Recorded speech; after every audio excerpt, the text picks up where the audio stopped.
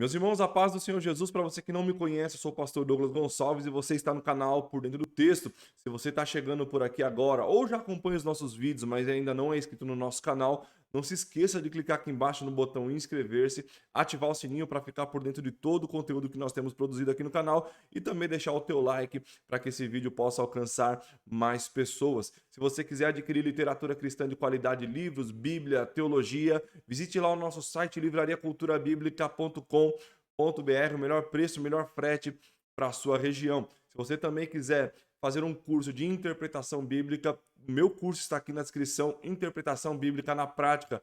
São 13 aulas, desde a exegese até a hermenêutica, para que nós possamos juntos interpretar, estudar e aplicar a palavra do Senhor corretamente. E no review de hoje eu quero apresentar uma obra para você, que o link também está aqui na descrição, você encontra ela lá no nosso site, livrariaculturabiblica.com.br, que é Jesus Recordado, do Jimmy Dunn, né? James Dunn, mas dentro da academia, dentro da pesquisa bíblica, dentro dos teólogos especificamente voltados para a teologia bíblica, James Dunn é conhecido como Jimmy Dunn na academia americana. É uma obra incrível, é uma das obras mais aguardadas do ano, extremamente volumosa, capa dura, numa parceria da Paulus com a Biblioteca Teológica, que eu quero mostrar para vocês hoje e já estou apaixonado, tenho certeza de que você também, biblista, vai se apaixonar por essa obra.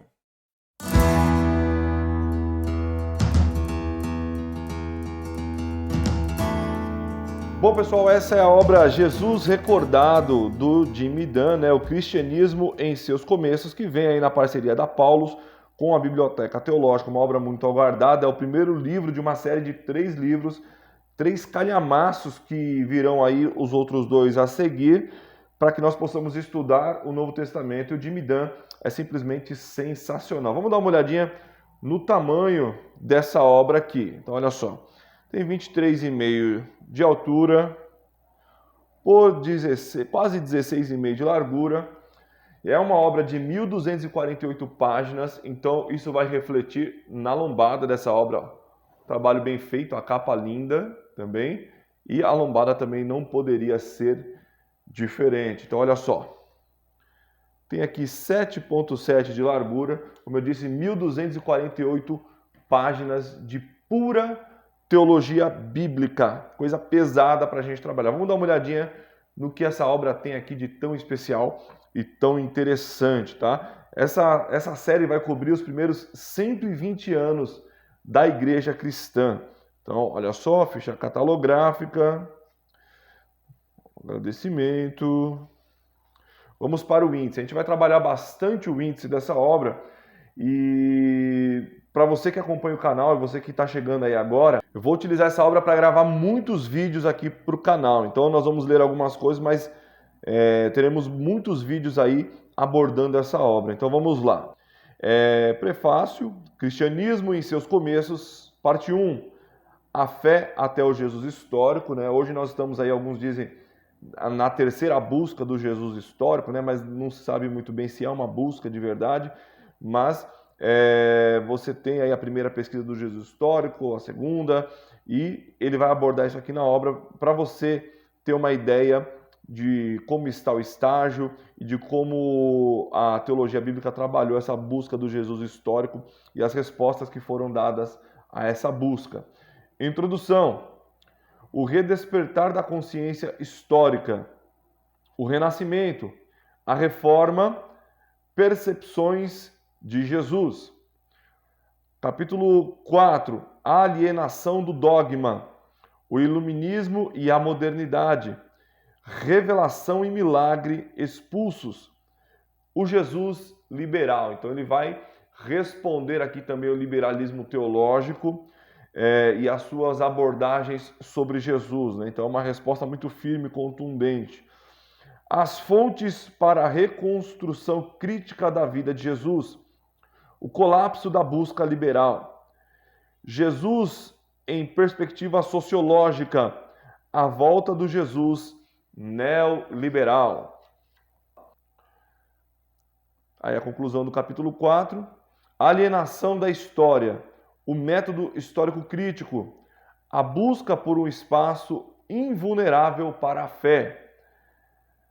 Rudolf Bultmann, ele vai abordar aqui, ele vai responder algumas coisas do Bultmann com relação à teologia com base na filosofia existencialista de Bultmann. Então, se você quer ver uma resposta aqui muito bem fundamentada, esse livro tem. A segunda busca, aí ele vai dizer, uma terceira busca, nós estamos de fato numa terceira busca do Jesus histórico, ele vai abordar isso aqui. História hermenêutica e fé, um diálogo em curso, a necessidade da investigação histórica, o que a história consegue oferecer, princípios hermenêuticos, quando uma perspectiva de fé influenciou pela primeira vez a tradição de Jesus, 2 corolários, parte 2, dos evangelhos a Jesus. Então você percebe que ele vai estabelecer aqui todo o parâmetro histórico até o capítulo 6 para você entender como isso funciona na pesquisa, como a crítica bíblica e isso influenciou e onde está o estágio atual da pesquisa. Então ele vai dar todo esse pano de fundo, todo esse background antes de entrar na teologia bíblica propriamente dita. Então é importante você entender a evolução da história e as coisas que aconteceram ao longo da pesquisa. Parte 2 dos evangelhos a Jesus. As fontes externas, as referências mais primitivas a Jesus. Marcos, a fonte Q, a fonte Koll no alemão. Mateus e Lucas, o evangelho de Tomé, o evangelho de João, outros evangelhos, conhecimento do ensinamento de Ágrapa de Jesus e Ágrapa de Jesus. Então, aqui sabe aquelas discussões que o pessoal fala, tem livro escondido, tem evangelho que não foi revelado porque fala mal de Jesus. Então ele vai, primeiro, ele vai dar as fontes, ele vai mostrar qual foi a composição, qual a fonte desses evangelhos, prioridade marcana, que é um consenso na academia de que Marcos foi o primeiro evangelho a ser escrito. Ele vai citar o evangelho de Tomé e os seus problemas, vai falar do evangelho que é canônico, que é o de João, e vai citar também outros evangelhos aí que são colocados, que são apócrifos e pseudoepigráficos, tá?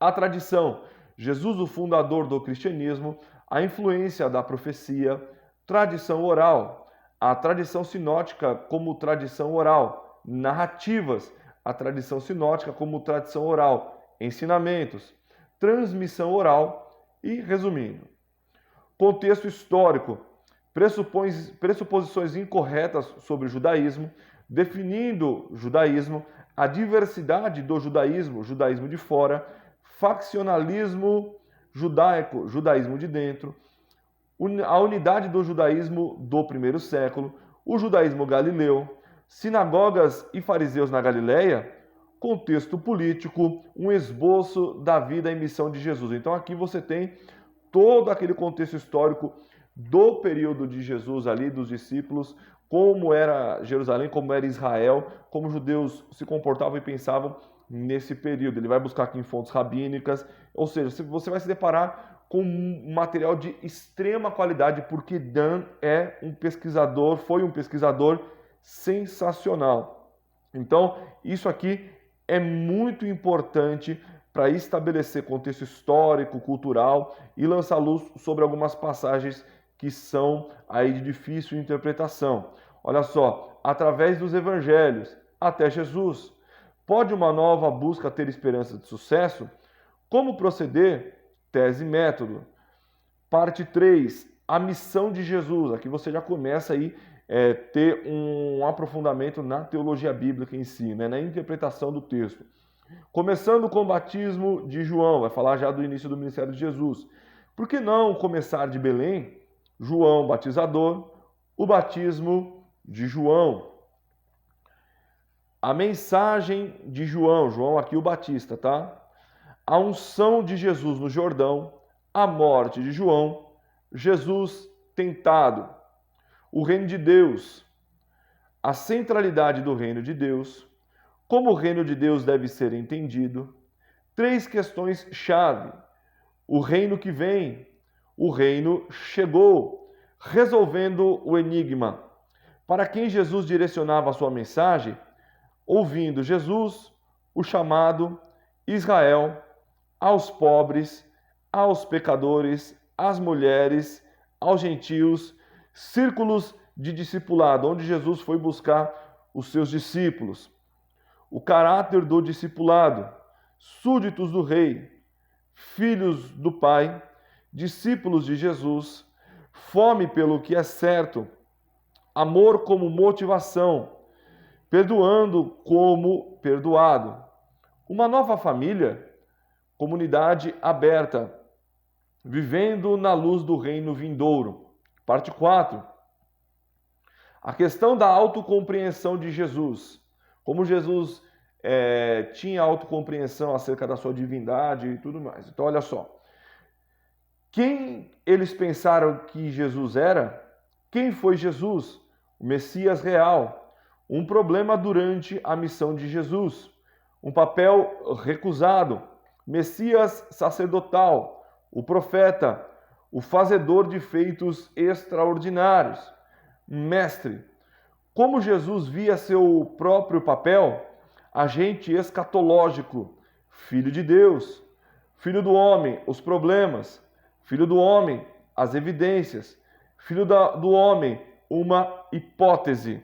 Sabemos que filho do homem no Antigo Testamento é um título messiânico, mas você vai perceber aí, se você ainda não se deparou com isso, que os problemas políticos messiânicos, do ponto de vista do que Israel esperava e de como eles interpretavam as Escrituras, ele vai encontrar problemas com relação à missão de Jesus. Ou seja, em outras palavras, o Messias que eles estavam esperando não era bem o que veio, né? A revelação é muito maior do que aquilo que eles esperavam. Parte 5. O clímax da missão de Jesus. Crucifixos sob Pôncio Pilato. A tradição da última semana de Jesus. Por que Jesus foi executado? Por que Jesus foi a Jerusalém? Jesus antevia a sua morte. Jesus deu significado à sua morte prevista. Jesus esperava por vingança após a morte. Et resurrexti. Por que não parar aqui? A tradição da tumba vazia, tradições de aparições, a tradição dentro das tradições. Por que ressurreição? Metáfora final. Jesus recordado. Uma nova perspectiva da tradição de Jesus. O que podemos dizer sobre os objetivos de Jesus? O impacto duradouro da missão de Jesus. Então, aqui você tem as abreviações, bibliografia, uma coisa que eu senti falta nessa obra, mas que não afeta, é aquele índice das passagens. Essa obra não tem aquele índice, por exemplo, se você quiser pesquisar o capítulo 1 do Evangelho, te direciona, mas a divisão que consta aqui é fácil de identificar, tá bom? Então isso não atrapalha na sua pesquisa, tá? Também não é uma coisa que muda muito o livro, apenas facilita encontrar a citação das passagens. Então a letra é uma letra confortável, é um livro grosso porque o papel dele é grosso, tá, gente? É um papel aqui que você percebe que vai utilizar por bastante tempo. Uma obra costurada, nós podemos ver aqui, isso é importante para que a obra se mantenha aí conservada. Vamos ler aqui um trecho. As referências mais primitivas de Jesus. Aqui você já percebe como é confortável para ler essa obra, né? Então, olha só. Em vista da contínua incerteza quanto às fontes usadas por Joséfo e Tácito, provavelmente vale a pena simplesmente registrar as referências mais primitivas a Jesus como personagem histórico. Elas vêm das cartas de Paulo, a mais antiga documentação cristã que chegou até nós. A primeira é 1 Coríntios 15:3, onde Paulo recita a crença fundamental que ele próprio havia recebido e que claramente foi ensinada aos convertidos como a primeira instrução catequética cristã, que Cristo morreu. O ponto é que Paulo provavelmente se converteu cerca de 2 anos após o acontecimento confessado. Provavelmente recebeu essa instrução fundamental na época. Em outras palavras, no início dos anos 30, Paulo estava sendo informado sobre um Jesus que havia morrido mais ou menos 2 anos antes. A segunda vem de Gálatas capítulo 1, versículo 18 a 20, onde Paulo registra sua primeira visita a Jerusalém após sua conversão. E se sua conversão for calculada cerca de 2 anos após a crucificação de Jesus, sua visita a Jerusalém terá que ser datada não mais do que 5 anos após a crucificação, meados dos anos 30. Nessa visita, ele lembra que se encontrou com Tiago, o irmão do Senhor. Mais tarde, ele se refere aos irmãos do Senhor. Essa referência está de acordo, deve ser observada com a segunda referência de Joséfo citada acima, antiguidades judaicas, né? Só podemos chamar de desespero um trabalho que negue a dedução óbvia dessas referências, de que havia um homem chamado Jesus, cujos irmãos eram bem conhecidos nos anos 30 a 60. Ao avaliar o impacto do Mestre Jesus no cristianismo primitivo, antes e depois da Páscoa, Paul Barnett enfatiza o valor das duas cartas do Novo Testamento, particularmente as de Paulo. Esse é um lembrete salutar de que não devemos ignorar estes primeiros escritos do Novo Testamento, nem começar com o pressuposto que existe um grande abismo entre tradição de Jesus e Paulo. É verdade, claro, que se não tivermos nada além das cartas de Paulo para o nosso conhecimento da missão da Galiléia e da Judéia de Jesus, saberíamos muito pouco sobre ele. No entanto, em cartas que não pretendiam fornecer detalhes biográficos, o número de alusões é provavelmente suficiente para confirmar o conhecimento e o interesse de Paulo em Jesus antes de sua morte e ressurreição. Aí ele vai começar aqui com Marcos, né? Porque nós estamos falando de fonte. Então, é muito material bem interessante. Então, olha só. Aqui ele vai falar da fonte Q, ou fonte Quell, né? Do alemão. Então, olha só.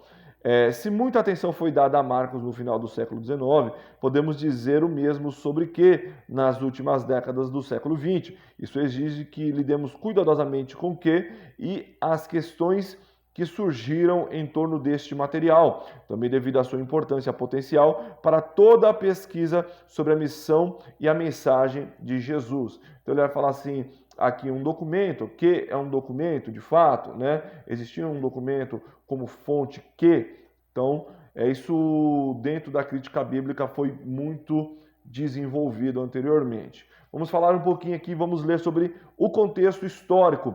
Assim como o acesso às fontes escritas e a capacidade de avaliar tradição oral são fundamentais para a investigação histórica, também é uma apreciação do contexto da figura histórica sobre a qual a investigação procura enfocar. Neste caso, o contexto histórico é, em primeiro lugar, o contexto geográfico da Galiléia e da Judéia nas primeiras décadas do primeiro século da Era Comum. O contexto histórico também inclui, é claro, o contexto social e político. Jesus era um artesão de um vilarejo da Galiléia e a terra havia sido conquistada pelos romanos, mas o contexto principal que precisa ser esclarecido é o contexto nacional e religioso. O ponto central dessa investigação, já enfatizamos em 5.5, é o reconhecimento de que Jesus era judeu. Nossa primeira tarefa, portanto, deve esboçar o que isso significa. O contexto principal para Jesus o judeu era o judaísmo. Então, pressuposições incorretas sobre o judaísmo. Então, ele vai falar aqui do que as pessoas entendem incorretamente que é o judaísmo, especialmente daquele período. Então, olha só. Definindo o judaísmo, ele vai dar uma definição aqui do judaísmo, especialmente do primeiro século. Judeu e Israel. É muito material. Vai ter muita coisa aqui, como eu disse, que eu vou abordar em outros vídeos, né? Olha só, a diversidade de judaísmo, judaísmo de fora. O que é considerado judaísmo na Palestina do primeiro século? O que se enquadra no escopo do judaísmo? O período tardio do Segundo Templo? Quão amplo e abrangente foi ou pode ser o judaísmo de nossa perspectiva, como uma descrição histórica? Uma tentativa de resposta natural e popular tem sido de examinar os diferentes grupos e escritos do período. E embora essa abordagem esteja aberta a objeções, como veremos, uma descrição desses grupos e escritos constitui uma parte importante da nossa compreensão do judaísmo do primeiro século, particularmente de sua diversidade. nesta sessão. Então, nosso primeiro objetivo será brevemente oferecer alguma indicação da gama de práticas e crenças abrangidas pelo judaísmo palestino do Segundo Templo.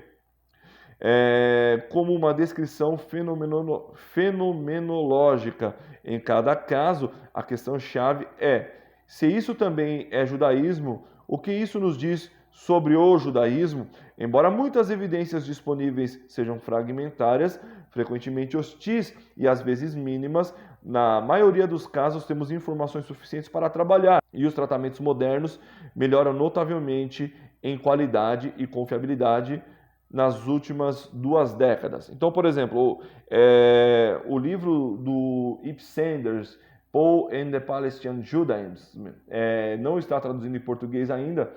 Ele abriu espaço para uma discussão muito importante e jogou por terra toda a tese do liberalismo teológico de que o judaísmo palestino ele era apenas legalista. Então, hoje você não fala mais de judaísmo do Segundo Templo, mas judaísmos do Segundo Templo, ou seja, você tem diversas seitas judaicas, diversas formas de ler, crer e interpretar as Escrituras. Isso você pode ver num livro que também não está em português, que foi o D.A. Carson, um dos organizadores, que é o The Variegate Nomism, ou seja, o nomismo variado, tá? A lei variada. Então, olha só, vamos observar aqui mais um trecho. Quem eles pensaram que Jesus era, ou seja, quem eles estavam esperando e quem eles pensavam ser Jesus. Há um elemento inegavelmente controverso e até mesmo ultrajante em grande parte da missão de Jesus, tanto em seu ensino quanto em sua conduta. Fomos capazes de indicar algo sobre o caráter desse elemento e captar ecos de sua ofensiva em vários pontos nos 2 últimos capítulos.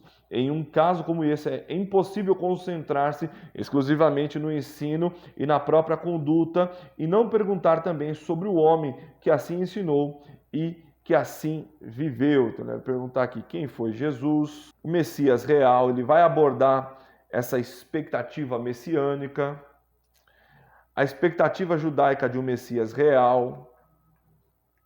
Olha, gente, é de fato um material incrível. Jesus, o revolucionário, ele vai abordar essa questão também. Aí é importante ler isso para a gente jogar por terra algumas questões que são colocadas de Jesus apenas como um revolucionário, tá? Jesus foi muito mais do que isso, gente. Então, vamos observar aqui por que Jesus foi a Jerusalém. Vamos ler esse trecho aqui, ó. Dentro da estrutura dos evangelhos, a resposta é clara. Os evangelistas, contando a história à luz da compreensão mais completa que a Páscoa trouxe, não têm dúvidas de que toda a sequência de eventos foi pré-determinada. Lucas enfatiza especialmente o plano predeterminado por Deus, a necessidade divina de que aquilo deveria ter acontecido. Começa com seu relato da viagem a Jerusalém, com suas palavras agourentas. Quando os dias se aproximaram para que fosse assumido Anelempseus, ele decidiu ir para Jerusalém. Como antes, não precisamos inferir que todo o tema seja abordado a partir de uma perspectiva pós-pascal. Não podemos excluir a probabilidade de que o próprio Jesus possa ter sido movido por algum senso de destino. Mas quão bem enraizada a tradição de Jesus está uma resposta nessas linhas? Aqueles que buscam uma resposta na tradição de Jesus geralmente procuram por outras razões ou adicionais. Então, na ausência de indícios incontestáveis, a intenção do próprio Jesus é mais natural procurar uma resposta na ênfase principal de sua missão. Em resumo, como uma viagem de Jerusalém se relacionava com a pregação do reino de Jesus. Se de fato ele nutria esperança pela restauração de Israel, e alguma esperança parece claramente evidente, então seria inevitável que Jerusalém, como centro espiritual de Israel, desempenhasse um papel fundamental na realização dessa esperança. Então, é de fato, gente, um material que você que estuda o Novo Testamento precisa ter na sua biblioteca. Para restaurar Jerusalém ao reino de Yahvé, vai ter um vídeo aqui nos próximos dias sobre essa questão aqui, tá? Promulgar o retorno de Yahvé a Sião, para substituir o culto de Jerusalém. Então, Jesus antevia a sua morte, o destino dos profetas, a hostilidade crescente.